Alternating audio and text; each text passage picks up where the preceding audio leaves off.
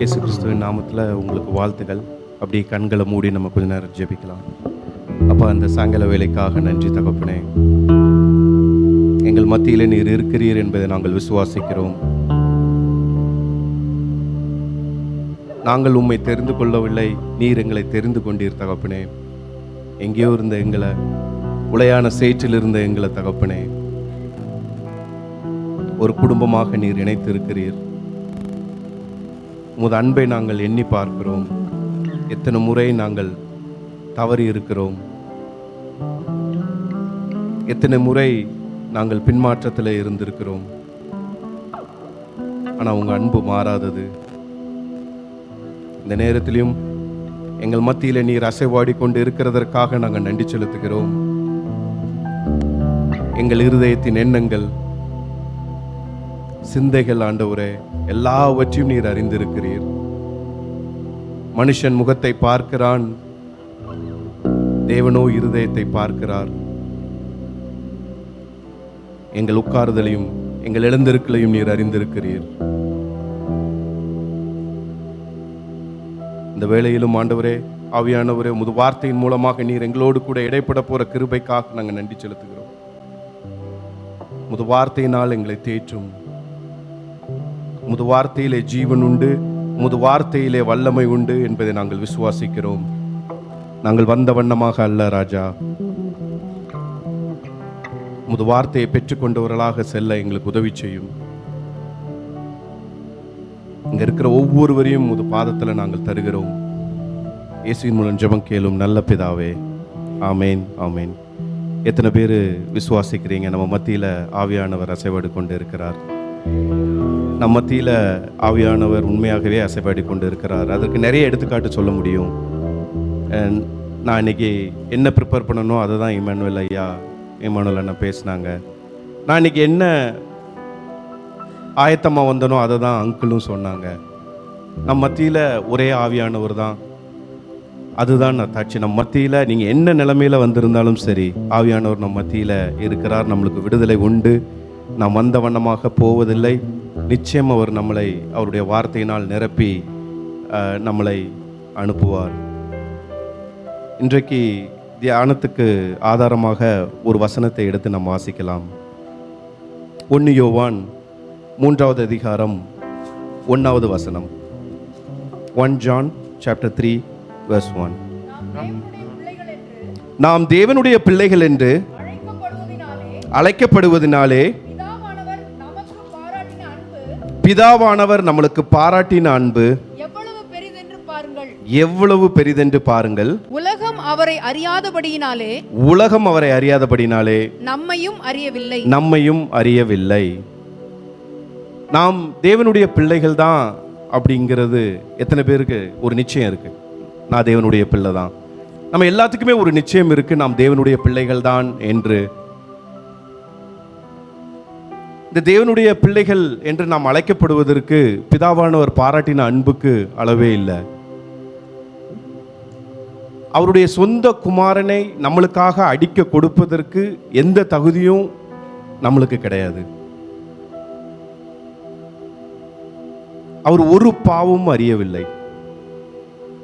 அவர் ஒரு சுத்த கண்ணர்.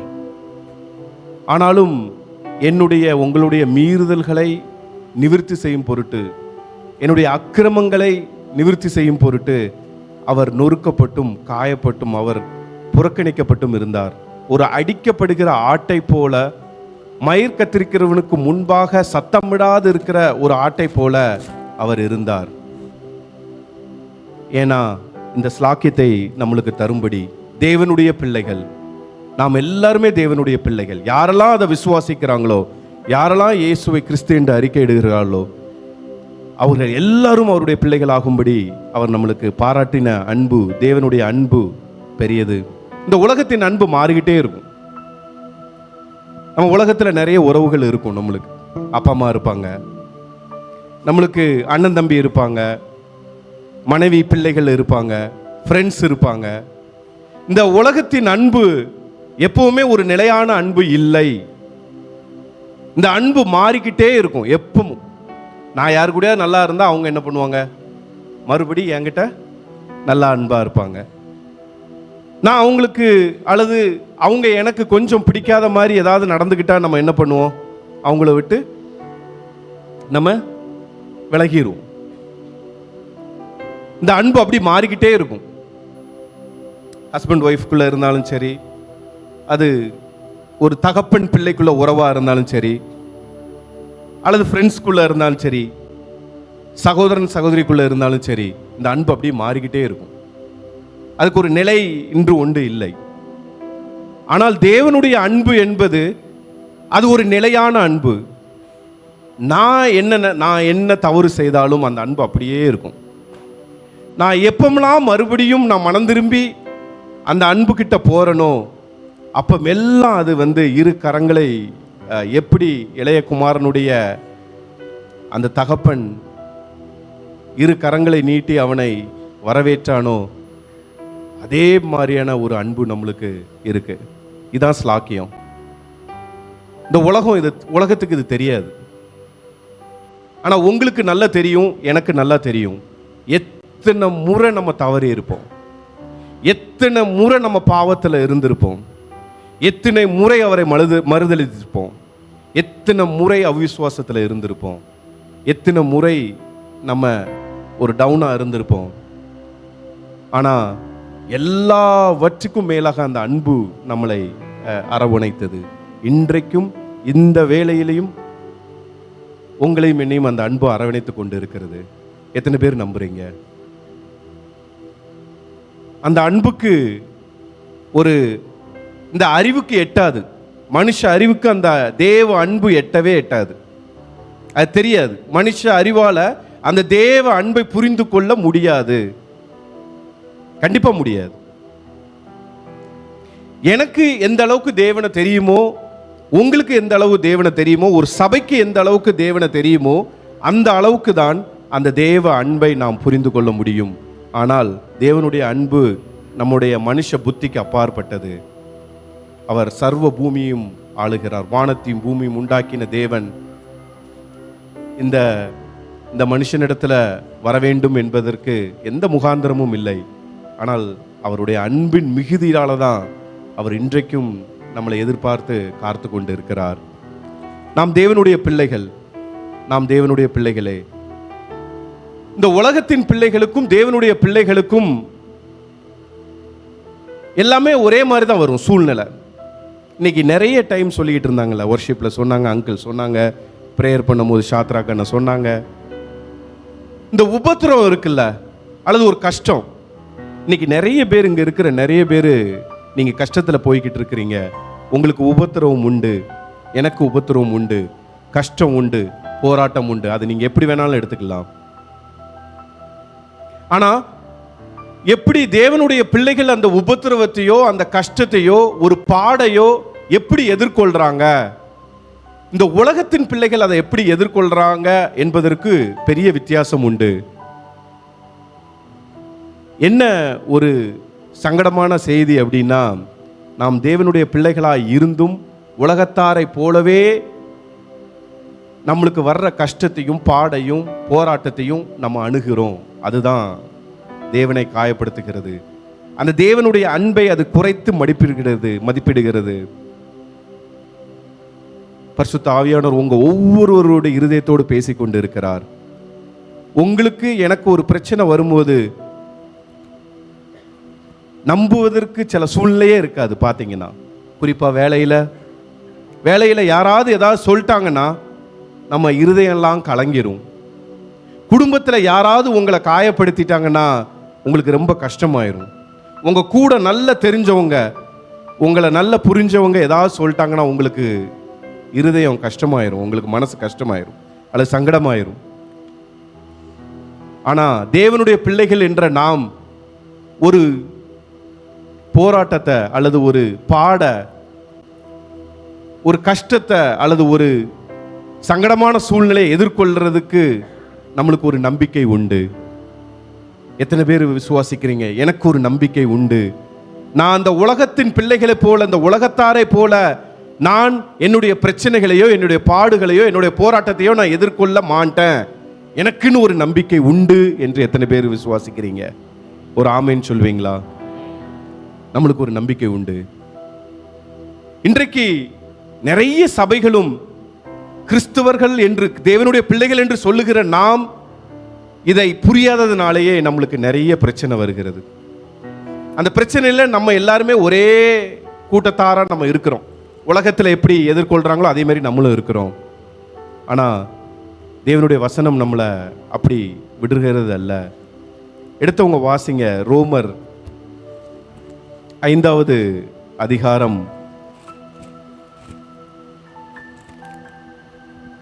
3வது வசனம் மாத்திரம். அந்த 3வது 4வது. அது மாத்திரமல்ல, ரோமன்ஸ் சாப்டர் 5 verse 3. அது மாத்திரமல்ல, உபத்திரவம் பொறுமையையும், ஒரு உபத்திரவம் பொறுமையையும், பொறுமை பரீட்சையையும், பரீட்சை நம்பிக்கையும் உண்டாக்குகிறது என்று நாங்கள் அறிந்து உபத்திரவங்களிலேயும் மேன்மை பாராட்டுகிறோம். எல்லா உபத்திரத்திலும் நாங்கள் மேன்மை பாராட்டுகிறோம். நம்ம அப்படியே இருக்கோம். என்னையால எல்லா உபத்திரத்திலும், என்னோட எல்லா கஷ்டத்திலையும், உங்களால எல்லா கஷ்டத்திலையும் நம்ம மேன்மை பாராட்ட முடியுமா? நிச்சயம் முடியாது. நம்ம சொல்லலாம், ஆனா முடியாது. ஆனா வசனம் சொல்லுகிறது நம்ம மேன்மை பாராட்டணும். நம்முடைய உபத்திரங்களில் உங்களுக்கு ஒரு கஷ்டமான சூழ்நிலை வரும் பொழுது, ஒரு நெருக்கமான சூழ்நிலை வரும் பொழுது, மற்றவங்க உங்களை காயப்படுத்தும் பொழுது, இந்த உலகத்துல யாருமே உங்ககிட்ட அன்பு செலுத்தாத பொழுது நீங்க மேன்மை பாராட்டணும். ஏன்னா அந்த உபத்திரங்கிற இடத்துல நீங்க என்ன வேணாலும் போட்டுக்கலாம். கஷ்டம், காயம், உபத்திரவம், துக்கம், மனக்கலக்கம், எது வேணாலும் இருக்கலாம். அந்த உபத்திரவம் தான் நம்மளுக்கு என்னத்தை தருதான்? உபத்திரவம் என்னத்தை தருது? பொறுமையை தருகிறது. கர்த்தர் ஏதோ ஒன்றை இன்றைக்கு உங்கள் மத்தியில பேசிக் கொண்டிருக்கிறார். I am 100% sure God is speaking to you. பரிசுத்த ஆவியானவர் உங்கள் ஒவ்வொருடைய இருதயத்திலும் பேசிக் கொண்டிருக்கிறார். உங்களுக்கு உபத்திரவம் உண்டு. அந்த உபத்திரவம் தான் உங்களுக்கு என்னத்தை தரும்? பொறுமையை கொண்டு வரும். இப்போ இங்கிலீஷில் பார்த்தீங்கன்னா, can you go to the first verse? இந்த ட்ரிபுலேஷன் தான் நம்மளுக்கு என்னத்தை தரும்? பெர்சிவியரன்ஸ். இங்கே தமிழில் பொறுமைன்னு பொதுவாக போட்டுட்டாங்க. ஆனால் இந்த வேர்ஷனில் பெர்சிவியரன்ஸ்னு இருக்குது. சில வேர்ஷன்ஸில் பேஷன்ஸ்னு இருக்குது. ஆனால் பேஷன்ஸுக்கும் பெர்சிவியரன்ஸுக்கும் என்ன வித்தியாசம் தெரியுமா? தமிழில் ஒரே வார்த்தை தான், பொறுமை. உங்களுக்கு ஒரு கஷ்டம் வரும்போது, யாரெல்லாம் கஷ்டம் வரும்போது நம்ம ரொம்ப பொறுமையாக இருப்போம்? சொல்லுங்களேன், யாராவது பொறுமையாக இருப்போமா? இப்போ ஒய்ஃப் தான் ஏதாவது சொல்லிட்டாங்க, பொறுமையாக இருந்துருவீங்களா? ஒய்ஃப் உபத்திரம் இல்லை, சொல்கிறேன், எக்ஸாம்பிள் சொல்கிறேன். எப்படி பொறுமையாக இருப்போம்? அல்லது நம்மக்கிட்ட யாராவது காயப்படுத்திட்டாங்கன்னா நம்ம ஒரு 10 பேர்கிட்ட போய் சொன்னாதான் நம்மளுக்கு என்ன ஆகும்? மன நிம்மதி இருக்கும். ஆனால் இங்கே பெர்சிவியரன்ஸ்னு போட்டிருக்கு. உங்களுக்கு பொறுமையை தருகிறது. ஏனென்றால் தேவன் இதை உங்களுக்கு அனுமதிக்கிறார். சில நேரம் தேவன் நம்மளை ஒரு கஷ்டமான பாதையில் நடத்தி கொண்டு போகும்போது உங்களுக்கு ஏன்னே புரியாது. இன்னைக்கும் நீங்கள் அந்த நிலைமையில் இருக்கிறீங்க. ஆனால் தேவன் உங்களை நடத்தி கொண்டு போவது எதற்கென்றால் உங்களுக்கு பொறுமையை உண்டாக்க வேண்டும் என்பதற்காக. அந்த பொறுமை என்னத்தை உண்டாக்குது தெரியுமா? உபத்திரம் வரும்போது பொறுமை வருமா? அந்த உபத்திரத்தை நீங்கள் சந்தோஷமாக ஏற்றுக்கிடும் போது தான். ஆனால் அந்த கஷ்டத்தை நீங்கள் ஏற்றுக்கிடாம தட்டி விட்டு எல்லாரும் போல, இந்த உலகத்தின் பிள்ளைகளை போல, தேவ பிள்ளைகள் மாதிரி இல்லாமல் உலகத்தின் பிள்ளைகளை போல நீங்கள் அதை அணுகுனீங்கன்னா அந்த பொறுமை நம்மளுக்கோ உங்களுக்கோ எனக்கோ கிடைக்க வாய்ப்பே இல்லை. ஆனால் தேவ பிள்ளைகள் என்று அழைக்கப்படுகிற நாம், தேவன் பாராட்டின அன்பை புரிந்து கொண்டவர்கள், இந்த உபத்திரவத்தை சகிச்சா, மேன்மை பாராட்டினா இந்த பொறுமை நம்மளுக்கு உண்டு, நிச்சயம் உண்டு. ஆனால் அந்த பொறுமை என்னத்தை தருதான்? உபத்திரவம் பொறுமையும், பொறுமை பரீட்சை. இங்கிலீஷில் அது கேரக்டர்னு போட்டிருக்குது. Is this character? Yes, character. சில இதில் எக்ஸ்பீரியன்ஸ்னு போட்டிருக்கு. உங்களுக்கு ஒரு நல்ல எக்ஸ்பீரியன்ஸாக இருக்கும் அது.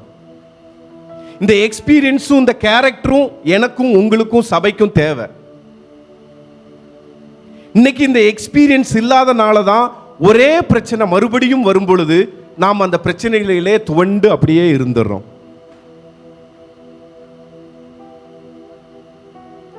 நீங்க வேலைக்கு போனீங்கன்னா உங்களுக்கு எவ்வளவு வருஷம் எக்ஸ்பீரியன்ஸ் இருக்குன்னு கேட்பாங்க, அப்படிதானே? எந்த இன்டர்வியூவா இருந்தாலும் கேட்பாங்க உங்ககிட்ட, how many years of experience you have. ஆனா கிறிஸ்தவ வாழ்க்கையில துரஷ்டமா அது எதுவுமே கிடையாது. எப்போ வந்தாலும் நம்ம என்ன பண்ணிக்கிடுவோம், எல்லாரும் நம்ம ஏத்துக்கிடுவோம். நம்ம தேவனுடைய அன்பு அவ்வளவு பெரியது. ஆனா இங்கே சொல்லுகிறது, இன்னைக்கு நீ ஒருவேளை ஒரு கஷ்டமான சூழ்நிலையில நீங்க போகலாம், அல்லது நான் போய்கிட்டு இருக்கலாம். நீங்க அதை மேன்மை பாராட்டுங்க, அதை சந்தோஷமா எடுத்துக்கோங்க. பிலிப்பியர்ல சொன்ன மாதிரி, ஏன்னா அந்த உபத்திரம் உங்களுக்கு என்னத்தை கொண்டு வர போகுது? பொறுமையை கொண்டு வர போகிறது. அந்த பொறுமை உங்களுக்கு என்ன கொண்டு வர போகிறது? ஒரு எக்ஸ்பீரியன்ஸை கொண்டு வர போகுது. பரீட்சைனா அது நம்ம தமிழ்ல அது வேற மாதிரி இருக்குது. ஆனா இப்படி சொல்லுங்க, எக்ஸ்பீரியன்ஸ் அல்லது உங்களை ஒரு நல்ல கேரக்டரை கொண்டு வர போகுது. It is going to build your character. It is going to build your experience. It is going to add on to your experience. எப்போ தெரியுமா? அந்த உபத்திரம், அந்த கஷ்டத்தை, வாழ்க்கையில என்ன பாதையில நீங்க போனாலும் அந்த கஷ்டத்தை நீங்க மேன்மை பாராட்டினீங்கன்னா உங்களுக்கு ஒரு கேரக்டர் கர்த்தர் நம் ஒவ்வொருவரையும் உருவாக்க விரும்புகிறார். உங்க ஃபேமிலியை உருவாக்க விரும்புறாரு. In case your family might go through a very tough situation, but God is planning to build your character in your family. Build a character in your family. ஒருவேளை சபை உபத்திரவத்தின் மத்தியில போகலாம். சபை உபத்திரத்தின் மத்தியில போச்சுன்னா நம்ம ரொம்ப சந்தோஷப்படணும். ஏன்னா சபையை கர்த்தர் உருவாக்கி கொண்டு இருக்கிறார் என்று அர்த்தம். அதற்கு அந்த கேரக்டர் அப்படி இல்லைன்னா அந்த எக்ஸ்பீரியன்ஸ் நம்மளுக்கு என்னத்தை கொண்டு வருதான்? வாசிங்களேன். பரீட்சை நம்பிக்கை உண்டாக்குகிறது. தேவனுடைய பிள்ளைகளுக்கு எப்பொழுதுமே நம்பிக்கை உண்டு. இன்னைக்கு நம்ம பார்க்க போறது நம்பிக்கை தான். ஃபர்ஸ்ட் நம்பிக்கை, உபத்திரத்தில் வர நம்பிக்கை.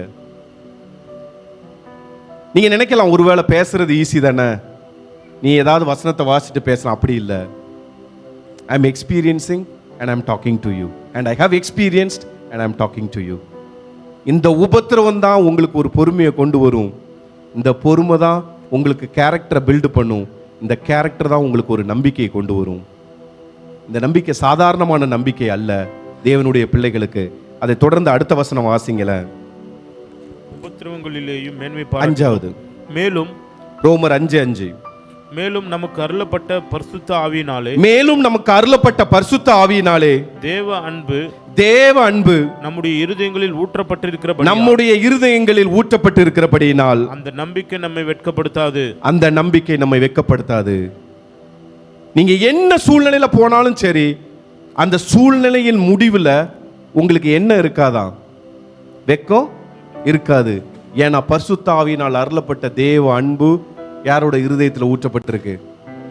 உங்களுடைய இருதயத்தில். சொல்லுங்களேன். அப்படியா? இருதயத்தில் கை வச்சு சொல்லுங்க பாப்போம்.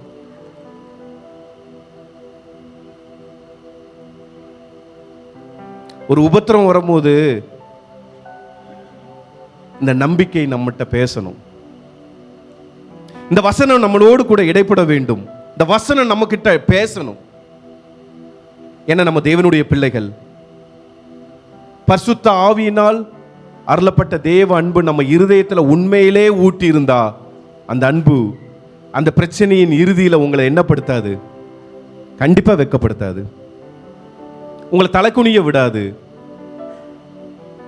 இன்னைக்கு அப்படிப்பட்ட நம்பிக்கை இல்லாதது தான் நம்மளுக்கு அநேக இடங்கள்ல நம்ம தலை குனிஞ்சு நிற்கிறோம். வேலை இடத்துல, குடும்பத்தின் மத்தியில. நீங்க உண்மையிலே தேவனுடைய பிள்ளைகள், நான் உண்மையோட தேவனுடைய பிள்ளைகள்னா நம்ம எப்பவுமே இப்படிதான் நிக்கணும். எப்பவுமே இப்படிதான் நிக்கணும்.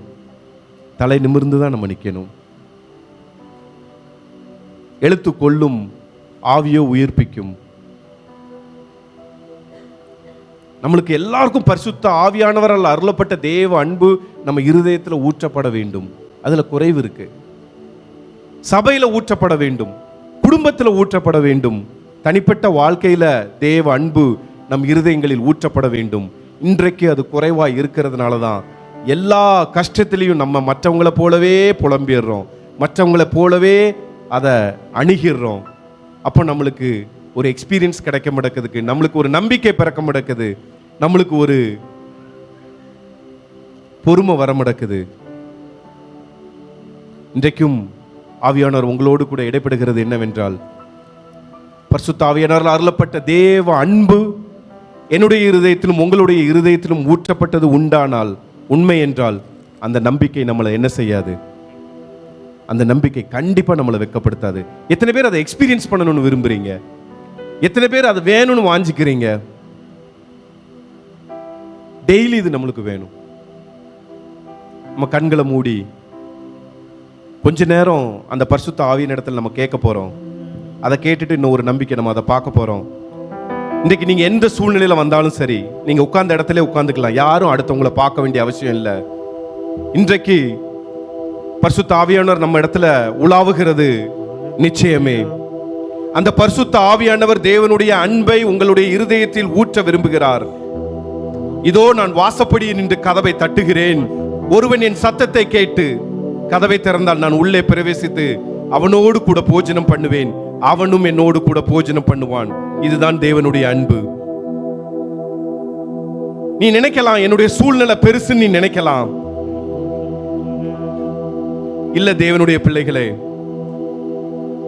எல்லா சூழ்நிலை காட்டிலும் வானத்தையும் பூமியும் சிருஷ்டித்த தேவன் அவர் பெரியவரே. கண்களை மூடி அப்படியே பரிசுத்த ஆவியானவர் இடத்துல கேட்பீங்களா? அப்பா, உம்முடைய தேவ அன்புனால் என் இருதயத்தை நிரப்புங்கன்னு கேட்பீங்களா? நீங்க ஒருவேளை சந்தோஷமா இருக்கலாம் இன்னைக்கு, பட் உங்களுக்கும் அந்த தேவ அன்பு தேவை. ஏன்னா உபத்திரவம் எப்பொழுதுமே நம்மளுக்கு உண்டு இந்த உலகத்துல. ஆனால் திடன் கொள், நான் உலகத்தை ஜெயித்தேன் என்று கர்த்தர் சொல்லி இருக்கிறார். ஒருவேளை நீங்க உண்மையான உபத்திரத்துல போய்கிட்டு இருந்தீங்கன்னா, நீங்க தேவனுடைய ஆவியானவர் இடத்துல கேட்பீங்களா? அப்பா, தேவ அன்பை என் இருதயத்துல ஊற்றுங்கப்பா, அப்படிப்பட்ட நம்பிக்கை எனக்கு பிறக்க வேண்டும், அந்த நம்பிக்கை என்னை வெட்கப்படுத்தாது என்ற நிச்சயம் எனக்கு வேண்டும். நான் தலை குனிஞ்சு நின்ற கூடாதப்பா, நான் தேவனுடைய பிள்ளை அல்லவா? திருக்கரம் என்னை தாங்கி கடும் பிரச்சனைகளிலும் எல்லாரும் கேட்பீங்களா? முன்னேறி செல்வதற்கு பலத்தை நீ தந்ததற்கா திருக்கரம் என்னை தாங்கி கடும் பிரச்சனைகளில் பரிசுத்த ஆவி எங்கே உண்டோ அங்கே விடுதலை உண்டு.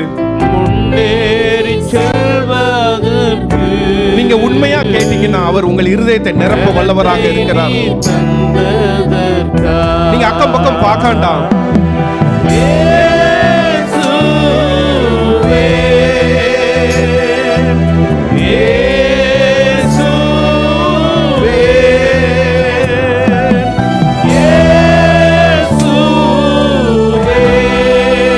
யாரும் சும்மா இருக்காண்டா கேப்பீங்களா?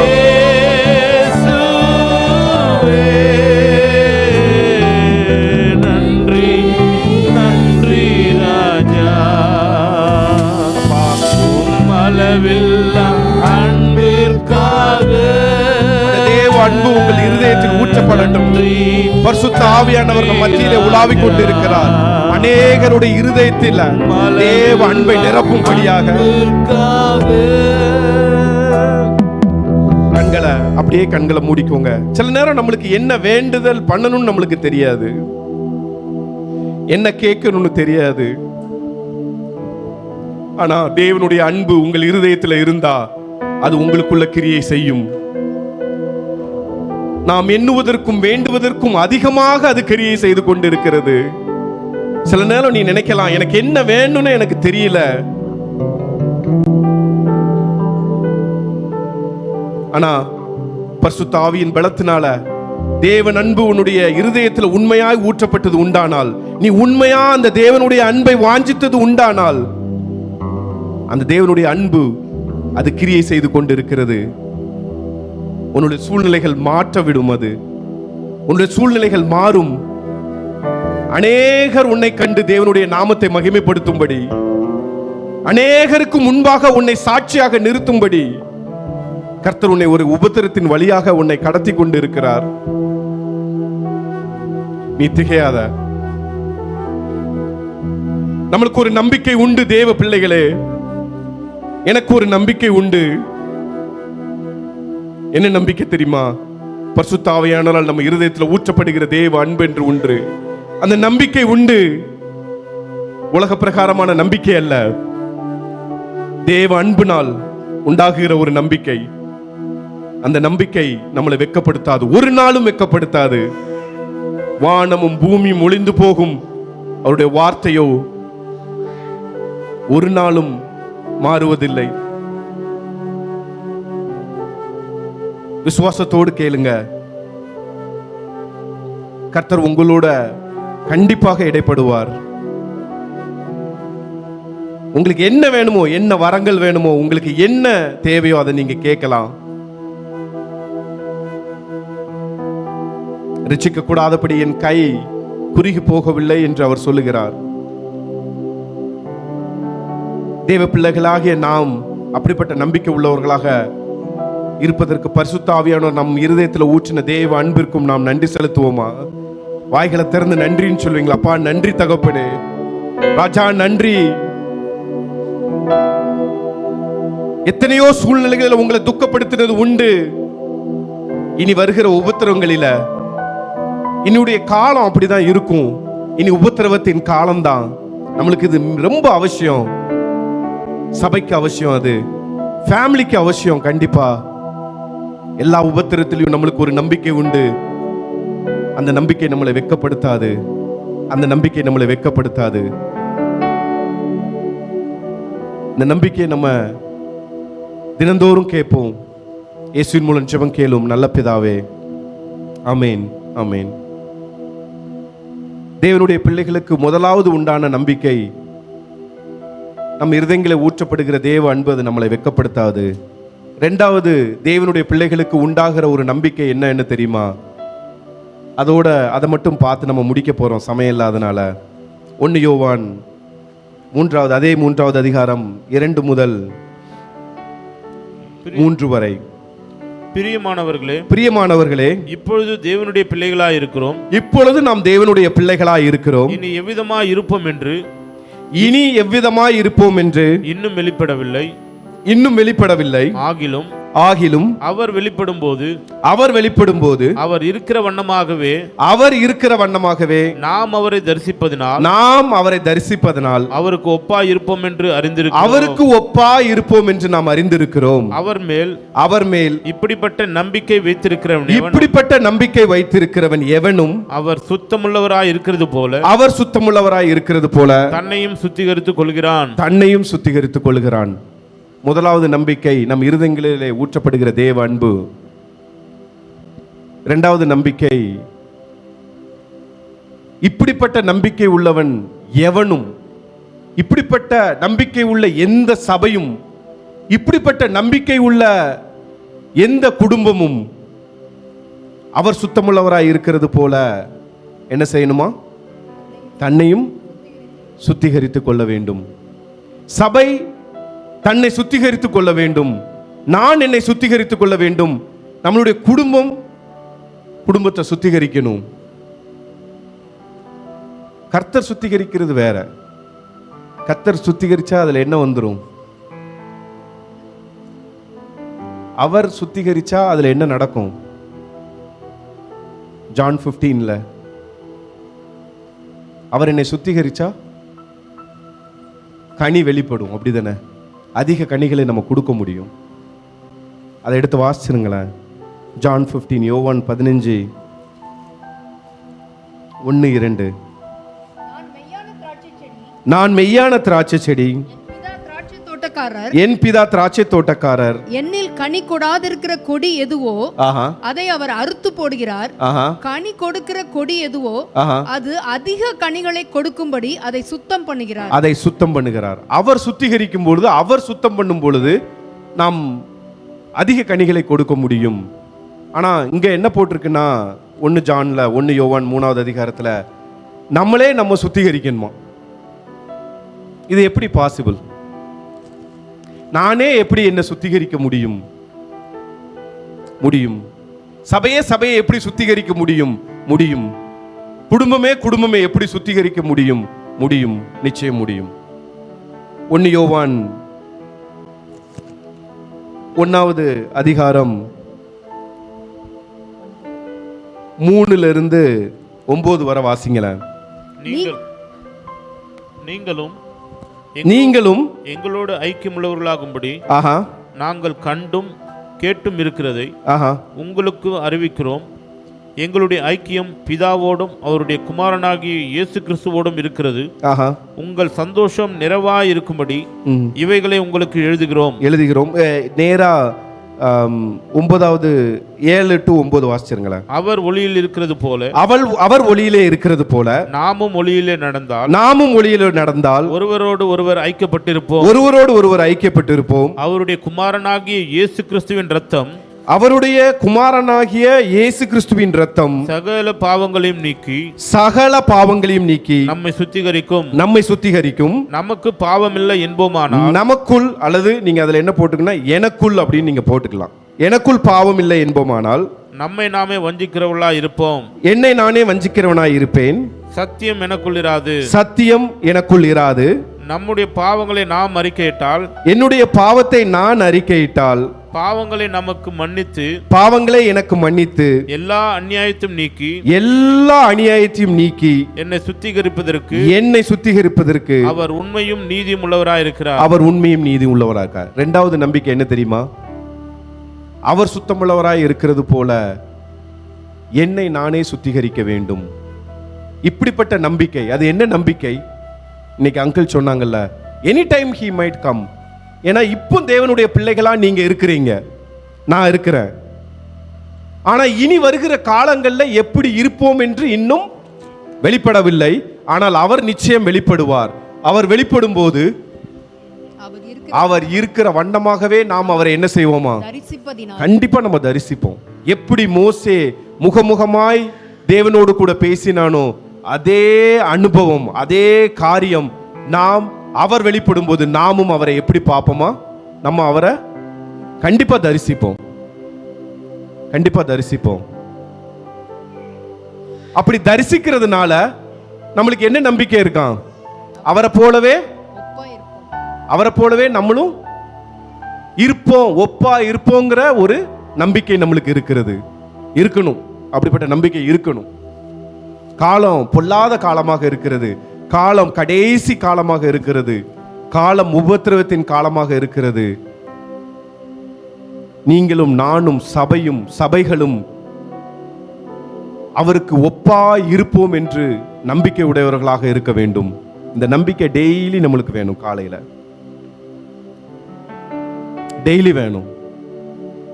இந்த நம்பிக்கை நம்மளை சுத்திகரிக்கிற ஒரு நம்பிக்கை. எப்படி நாம சுத்திகரிக்க முடியும்?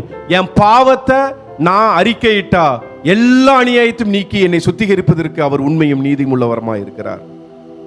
எனக்குள்ள நான் பாவம் இல்லைன்னு நான் சொன்னேன்னு வைங்களேன், இந்த மாம்சம் இருக்குல்ல, இது பாவத்தால நிறைஞ்சதுதான். அப்ப எனக்குள்ள நான் பாவம் இல்லைன்னு நான் சொல்லிட்டு இருக்கிறேன்னு வைங்களேன், என்னையே நானே வஞ்சிக்கிறோம். உங்களை நீங்களே வஞ்சிக்கிறீங்க, அடுத்தவங்க இல்ல. You are deceiving your self. நீங்க டெய்லி இந்த நம்பிக்கையை பிடிச்சு, எப்பா என்ன சுத்திகரிங்கப்பா, குடும்பமா எங்க குடும்பத்தை சுத்திகரிங்க நீங்க சொல்லி பாருங்களேன், உங்க நம்பிக்கை பெருகும். ஒரு நாள் அவர் வெளிப்படும் போது அவருக்கு ஒப்பாகவே நீங்க இருப்பீங்க. நாம இருப்போம், நம்ம சபை இருக்கும். இன்னைக்கு என்னையால என் பாவத்தை அறிக்கை செய்ய முடியல. இன்னைக்கு சபைகள் தன்னோட எசன்ஸை இழந்துட்டு, உப்பானது சாரமுற்று போனால் எதனால் சாரமாக்கப்படும்?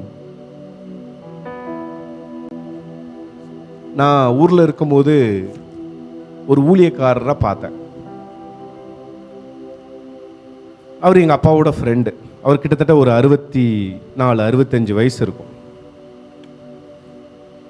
அவரோட ஊழியமே என்னன்னா ஒரு ட்ராக்ஸ் கொடுக்குற ஊழியம். ட்ராக்ஸ் இருக்குல்ல, நான் கொண்டு வரல, அந்த ட்ராக்ஸ் நான் கொண்டு எடுத்துட்டு வந்தேன். அவர் ஊழியமே என்னன்னா அந்த ட்ராக்ஸ் கொடுக்குற ஊழியம் தான். 64 வயசு. அப்போ அப்பா சொன்னாங்க, இன்னைக்கு அவர் பேர் மார்க், இன்னைக்கு மார்க் வருவாருப்பா, நீ வீட்டில் இருப்பியா, ப்ரேயர் பண்ணலாம் அப்படின்னு எங்கள் அப்பா கேட்டாங்க. சரிப்பா நான் இங்கே இருக்கிறேன். அப்போ அவர் வந்தார். ஒரு சாதாரணமாக ஒரு வேஷ்டி சட்டை போட்டு ஒரு பை போட்டு அதில் நிறைய ட்ராக்ஸ் வச்சுட்டு வந்தார். ரொம்ப நேரம் பேசினோம், நிறைய நேரம் பேசிகிட்டு இருந்தோம். அப்போது நான் அவர்கிட்ட கேட்டேன், என்ன ஃபுல்லாக என்ன பண்ணுவீங்க? நான் ஒரு 1000 ட்ராக்ஸ் எடுப்பேன் தம்பி, எடுத்து சைக்கிள் எடுத்துட்டு அப்படி போவேன், ஊராக போவேன், ஏதாவது ஒரு வீட்டில் உட்காருவேன், கர்த்தர் அங்கே தண்ணியை தருவார், அந்த வீட்டில் ட்ராக்ஸை கொடுப்பான், அவங்ககிட்ட பேசுவேன், அவங்களுக்கு வேண்டி ஜெபம் பண்ணுவேன். இந்த 1000 ட்ராக்ஸ் முடிகிற வரைக்கும் நான் வீட்டுக்கே திரும்ப மாட்டேன். எங்கேயாவது படுப்பேன், எங்கேயாவது இருப்பேன், எங்கேயாவது ஏதாவது சாப்பிடுவேன், கிடைச்சா சாப்பிடுவேன், கிடைக்கலன்னு நான் சாப்பிட மாட்டேன். அப்படி முடிஞ்ச உடனே அப்படி சைக்கிள் மீச்சு. அப்போ எது வரை போவீங்க? நான் மதுரை போயிடுவேன் தம்பி. நான் சொன்னேன், மதுரை எதில் போவீங்க? சைக்கிள்லையா? ஆமாம் சைக்கிளில் தான். அப்படி கிராமங்கள் வழியாக போவேன். அப்புறம் மறுபடி வருவேன், 1000 ட்ராக்ஸ் ஆர்டர் கொடுப்பேன். அப்போ அது என்ன ரொம்ப பாதிச்சுது. அப்ப நான் அவர்கிட்ட கேட்டேன், எது உங்களை இப்படி செய்ய வைக்குது? இந்த காலத்துல யாராவது சைக்கிள் மிதிச்சு அலைவாங்களா? ஒரு பைக் வாங்க வேண்டியதானே? நம்ம ஐடியாலாம் அப்படி தானே இருக்கும், ஒரு கார்ல போங்க, சீக்கிரம் கொடுத்துட்டு போயிடலாம். அவர் சொன்னார், இல்ல நான் இதை தேவனுடைய அன்பின் மிகுதியால நான் செய்யறேன். அவர் ரொம்ப வசதியெல்லாம் கிடையாது, அவர் பிள்ளைகள் அவங்கள கவனிக்கல. அவருக்கு ஒரு மகள் இருக்கிறாங்க. அந்த மகனும் அவரை கவனிக்கல, மகளும் அவரை கவனிக்கல. கல்யாணம் முடிஞ்சோன்னா அவங்க எல்லாம் தனித்தனியா போயிட்டாங்க. மனைவி வயசாயிட்டு, மனைவியும் ஒரு காலகட்டத்தில் இறந்து போயிடுறா. ஆனா அந்த கிறிஸ்துவின் அன்பின் மிகுதினால, இப்படிப்பட்ட நம்பிக்கை இருக்கிறதுனால ஊர் ஊரா ட்ராக்ஸ், நம்ம ஊரா ட்ராக்ஸ் கொடுக்காண்டாம். அவர்கிட்ட நான் கேட்டேன், என்ன வேணும் உங்களுக்கு, நீங்க சொல்லுங்க, நான் வேணா ட்ராக்ஸ் பிரிண்ட் பண்ணி தரட்டா, அல்லது சர்ச்சில் உங்களுக்கு என்ன வேணும் சொல்லுங்க, நான் எங்க சபையில் கூட சொல்லி நான் உங்களுக்கு என்ன ஹெல்ப்னாலும் பண்றேன். ஒண்ணுமே வேண்டாம், ஒண்ணுமே வேண்டாம், உங்க அன்பு இருந்தா போதும்.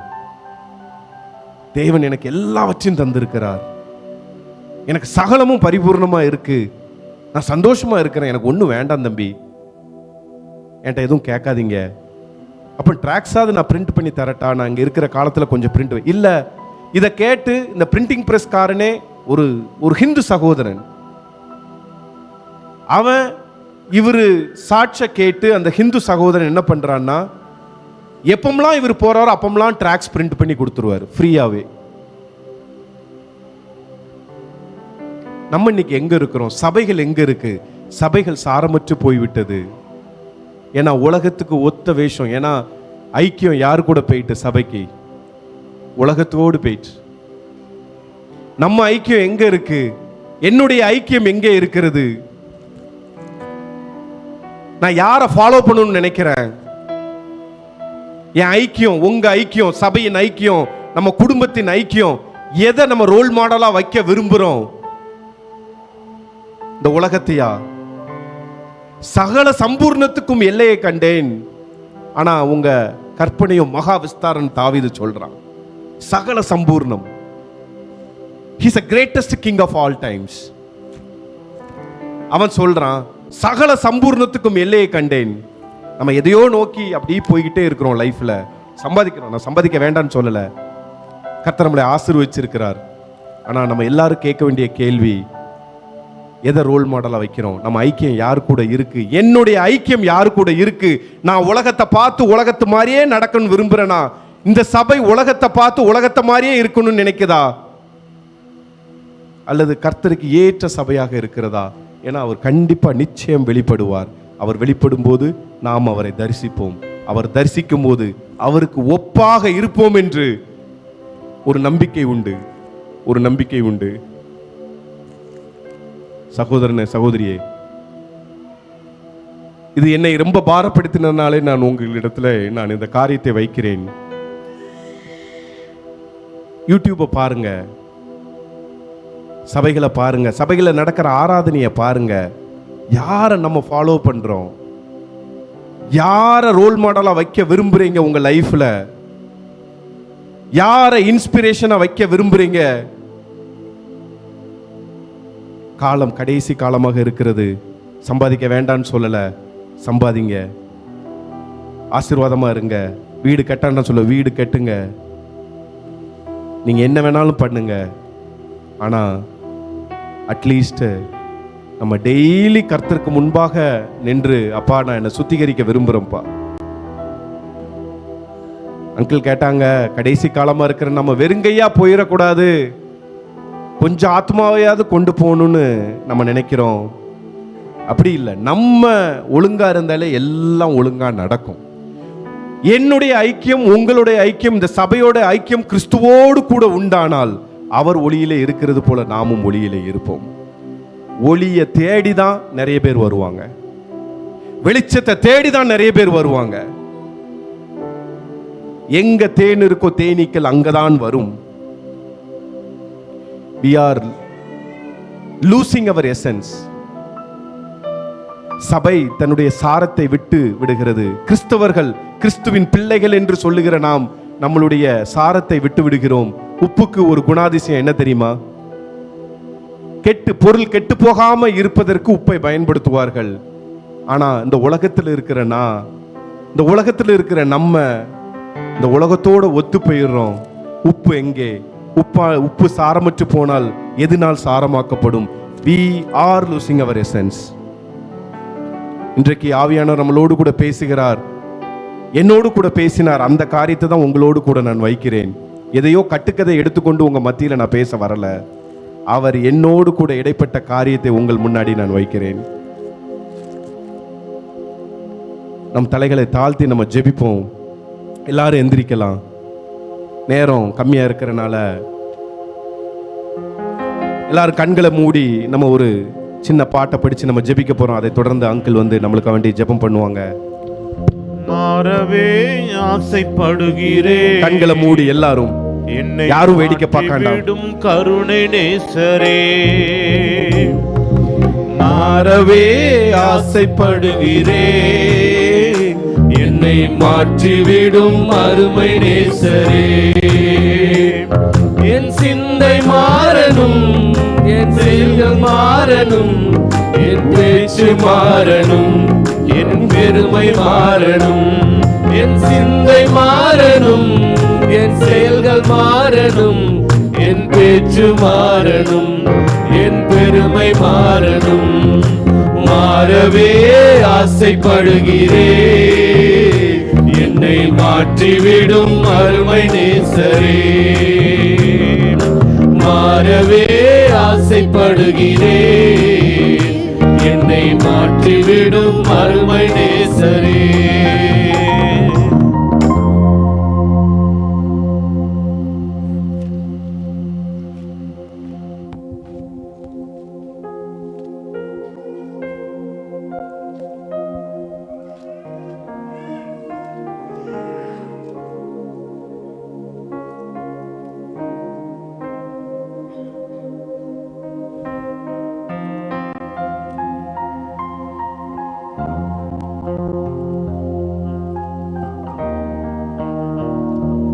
ஹல்லேலூயா.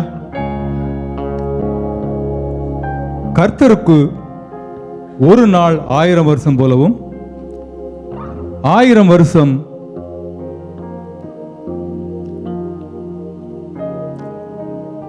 வருஷம் ஒரு நாள் போலவும் இருக்கிறது என்று இந்த ஒரு காரியத்தை நீங்கள் அறியாதிருக்க வேண்டாம். தாமதிக்கிறார் என்று சிலர் எண்ணுகிறபடி கர்த்தர் தமது வாக்குத்தத்தத்தை குறித்து தாமதமாயிராமல் ஒருவரும் கெட்டு போகாமல் எல்லாரும் மனம் திரும்ப வேண்டும் என்று விரும்பி நம்மேல் நீடிய பொறுமை உள்ளவராயிருக்கிறார். ஆமென். ஹல்லேலூயா. ஒருவரும் கெட்டு போகாமல் எல்லாரும் மனம் திரும்ப வேண்டும் என்று விரும்பி நம்மேல் நீடிய பொறுமை உள்ளவராயிருக்கிறார். ஆமென். ஹல்லேலூயா. கர்த்தருடைய பரிசு நாமத்துக்கு மகிமை உண்டாகட்டும். இந்த நாளில் கூட கர்த்தருடைய சமூகத்துக்கு வந்திருக்கிற ஒவ்வொரு தேவ ஜனங்களுக்காய் நான் கர்த்தரை ஸ்தோத்திரிக்கிறேன். கர்த்தருடைய வார்த்தை சொல்லுகிற பிரகாரமாக கர்த்தருக்கு ஒரு வருஷம் 1000 வருஷத்தை போலவும் 1000 வருஷம் ஒரு நாளை போலவும் இருக்குன்னு சொல்லி பார்க்கிறோம். ஆமென். ஹல்லேலூயா. ஒருவேளை தேவனாய் கர்த்தர் அவருடைய வருகை எப்போ வேணுமானாலும் சமீபம் எப்போ வேணுமானாலும் இருக்கும். ஆனால் நம்ம வந்துட்டு அவர் தாமதிக்கிறார் என்று சொல்லி ஒருவேளை நாம் அதை அட்வான்டேஜை கொள்வோம் என்று சொல்லி சொன்னால் நிச்சயமாகவே நாம் கர்த்தருடைய வருகையில நாம் மிகவும் பரிதபிக்கப்பட்டவர்களாக இருப்போம் என்று சொல்லி பார்க்கிறோம். ஆமென். ஹல்லேலூயா. 1 கொரிந்தியர் 15ஆம் அதிகாரத்தில் பார்க்கிறோம் அல்லவா, அங்கே சொல்லப்படும் இம்மைக்காக மாத்திரம் நாம் கிறிஸ்துவின் மேல் நம்பிக்கையுள்ளவர்களாக இருந்தால் எல்லா மனுஷரை பார்க்கிலும் நாம் மிகவும் பரிதபிக்கப்பட்டவர்களாக இருப்போம் என்று சொல்லி பார்க்கிறோம். ஆமென். ஹல்லேலூயா.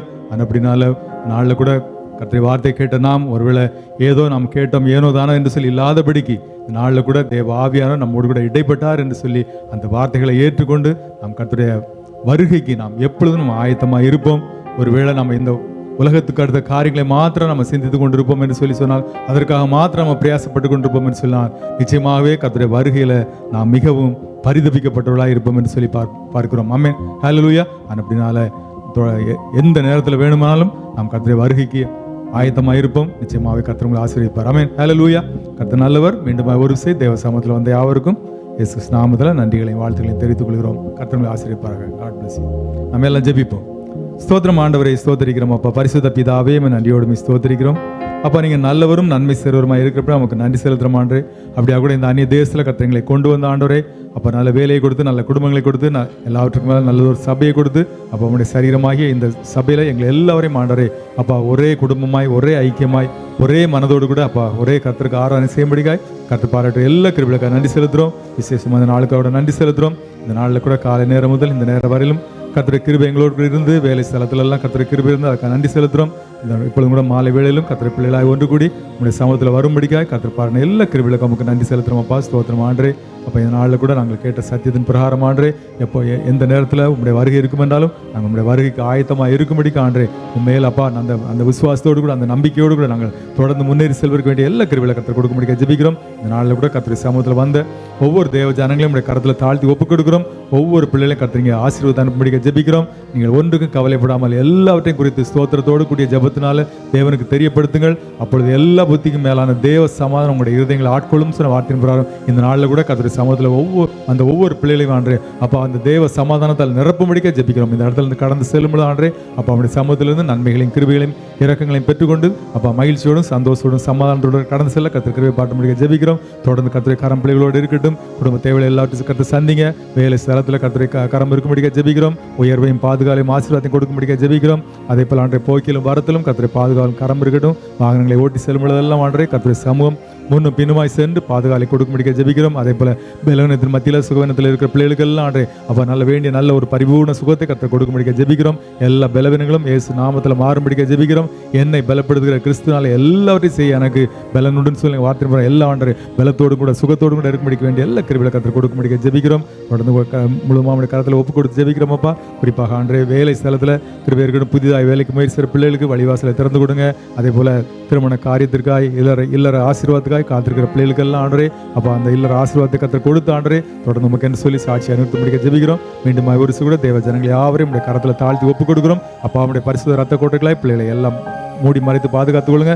சத்ருவின் எல்லா விக்கனங்களுக்கும் வன்கண்களுக்கும் ஒவ்வொரு பிள்ளைகளை விலைக்கு பாதுகாத்துக் கொள்ளும்படியாக ஜெபிக்கிறோம். இயேசு நாமத்தில் ஜெபிக்கிறோம். ஜீவனுள்ள நல்ல பிதாவே, ஆமென். என் ஆத்மாவே கர்த்தரை ஸ்தோத்திரி, என் முழு உலகமே பரிசுத்த நாமத்தை ஸ்தோத்திரி. என் ஆத்மாவே கர்த்தரை ஸ்தோத்திரி, கர்த்தர் செய்த சகல உபகாரங்களையும் மறவாதே. ஆமென், ஆமென். நம்முடைய கர்த்தராகிய இயேசு கிறிஸ்துவின் கிருபையும் பிதாவாகிய தேவனுடைய அன்பும் பரிசுத்த ஆவியானுடைய அந்யோன்யம் ஐக்கியம் சிநேகம் பாதுகாவல் வழிநடத்துதல் இன்றும் என்றும் சதா காலங்களிலும் கர்த்தருடைய வருகை மட்டும் நம் அனைவரோடு கூட இருப்பதாக. ஆமென். ஹல்லேலூயா, ஹல்லேலூயா, ஹல்லேலூயா. இயேசு ரத்தம் ஜெயம். இயேசு நாமத்துக்கு ஸ்தோத்திரம். யாவருக்கும் நன்றி. கர்த்தர் உங்களை ஆசீர்வதிப்பாராக. God bless you all. God